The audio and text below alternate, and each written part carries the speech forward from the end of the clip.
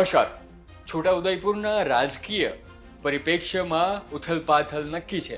છોટાઉદેપુરમાં હવે થોડા જ દિવસની અંદર એક મોટી ઉથલપાથલ થવાની છે.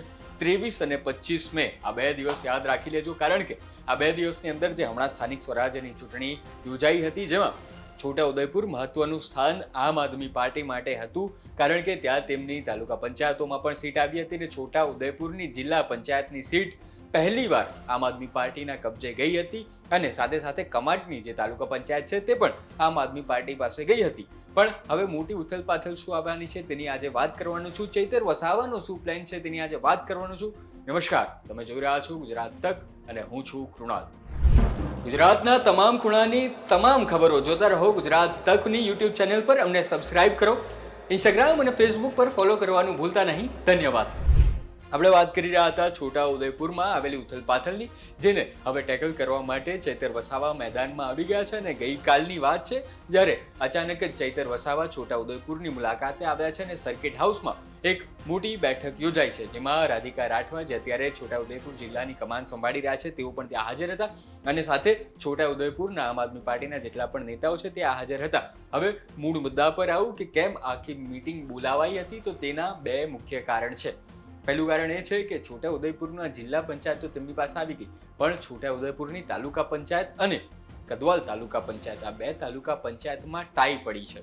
ટાઈ કોની સાથે પડી છે કે આમ આદમી પાર્ટીનું કટ્ટર હરીફ એવા ભાજપ પાસે ટાઈ પડી છે, જેના કારણે હવે સત્તા કોની પાસે જાય તે ખૂબ મહત્વનું રહ્યું છે. અને તેના કારણે ચૈતર વસાવા જે છે તે છોટાઉદેપુરમાં આવ્યા હતા અને ત્યાં સર્કિટ હાઉસમાંથી તેમણે શું વાત કરી તે આપણે તેમની પાસેથી જાણીએ. સ્થાનિક સ્વરાજની ચૂંટણી બાદ છોટાઉદેપુર જિલ્લાની મુલાકાતે હું પોતે, અમારા પ્રદેશના સંગઠન મંત્રી નિરંજનભાઈ, અમારા જિલ્લા પ્રમુખ શ્રી, અમારા લોકસભાના ઇન્ચાર્જ, અમે બધા આવ્યા છે. ત્યારે કવાંટ તાલુકા પંચાયત પૂર્ણ બહુમતી સાથે છે. 17 તાલુકા સભ્ય અમારી સાથે અહીંયા ઉભા છે. કદવાલના જીતેલા 8 સભ્ય અને છોટાઉદેપુરના જીતેલા 13 સભ્ય અહીંયા હાજર છે. જ્યાં ટાઈ પડી છે કદવાલ અને છોટાઉદેપુર, અને જિલ્લા પંચાયતમાં પણ 13 લોકો અમારા ચૂંટાયા છે.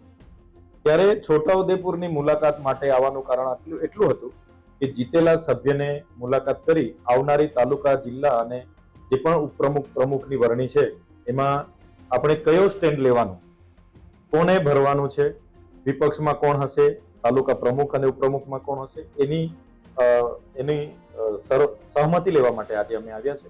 અને કવાંટ, કદવાલ અને છોટાઉદેપુરમાં એની સહમતિ બની ગઈ છે. છોટાઉદેપુર જિલ્લા પંચાયતમાં પણ અમે પ્રમુખ અને ઉપપ્રમુખમાં અમારું ફોર્મ ભરવાના છે અને વિપક્ષના નેતા તરીકે પણ અમારું ફોર્મ ભરવાનું.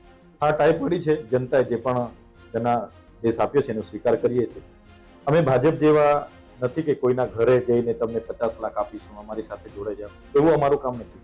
જે પણ જનતાએ અમને આપ્યું છે એના થકી જનતાની સેવા કરવાનું કામ અમારા લોકો કરશે, હર હંમેશ તત્પર હશે. તો તમે ચૈતર વસાવાને સાંભળ્યા, તેમણે એવું ચોખ્ખું કહ્યું છે કે આમ આદમી પાર્ટી અને અમારી પાસે એટલી ઓકાત નથી કે અમે લોકો પૈસા આપીને સભ્યોને ખરીદી શકીએ. પણ સામેના પક્ષમાં ઘણીવાર એવું થયું છે, જ્યારે ભાજપમાં લોકો જોડાઈ જતા હોય છે અને આમ આદમી પાર્ટી પર સૌથી વધારે મોટો શંકા એ જ જાય છે કે તમારા સભ્યો જે છે અમે તેમને વોટ આપીએ છીએ પણ તેઓ ભાજપમાં જતા રહે છે.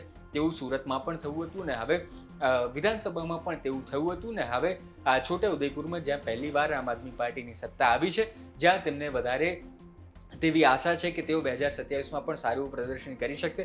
રાધિકા રાઠવા, જે ત્યાંના મોટા નેતા તરીકે ઉભરી આવ્યા છે, તેઓ શું આ ગઢ છોટાઉદેપુરની જે તાલુકા પંચાયત છે તે અને કદવાલના જેટલા પણ ચૂંટાયેલા સભ્યો છે આમ આદમી પાર્ટીના, તેઓ ભાજપમાં ન જાય તેની માટેની અત્યારે તેઓ પ્લાનિંગ કરી રહ્યા છે. તેઓ સાચવી રહ્યા છે કે આ તમામ લોકો જે ચૂંટાયા છે તે ભાજપમાં ન જાય અને પોતાના પક્ષે રહે, અને સામે તરફ ભાજપના જે લોકો છે તે આમ આદમી પાર્ટીને સપોર્ટ કરતા થાય તેવી અત્યારે તજવીજ ચૈતર વસાવા કરી રહ્યા છે અને ખૂબ મજબૂત રીતે કરી રહ્યા છે. કારણ કે સ્થાનિક સ્વરાજ્યની ચૂંટણીમાં હારનો સામનો કરવો પડ્યો હોય આમ આદમી પાર્ટીથી, તો તે દક્ષિણ ગુજરાતમાં જ છોટાઉદેપુર, નર્મદા અને ભરૂચ જ હતું, જ્યાં ચૈતર વસાવાનો દબદબો રહેલો છે. અને આ વખતે છોટાઉદેપુરમાં જે આમ આદમી પાર્ટી પહેલીવાર સત્તામાં આવવાની છે, જિલ્લા પંચાયત જેણે કબજે કરી છે તે તાલુકા પંચાયતને સાચવી શકે છે કે કેમ, તે તમામ જાણકારી તમને 23 અને 25મી મે મળવાની છે. પણ અત્યારે મહત્વનું એ રહેલું છે કે ચૈતર વસાવા કઈ રીતે પોતાના